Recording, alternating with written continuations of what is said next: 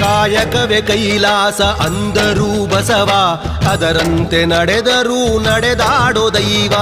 ಕಾಯಕವೇ ಕೈಲಾಸ ಅಂದರೂ ಬಸವ, ಅದರಂತೆ ನಡೆದರೂ ನಡೆದಾಡೋ ದೈವ.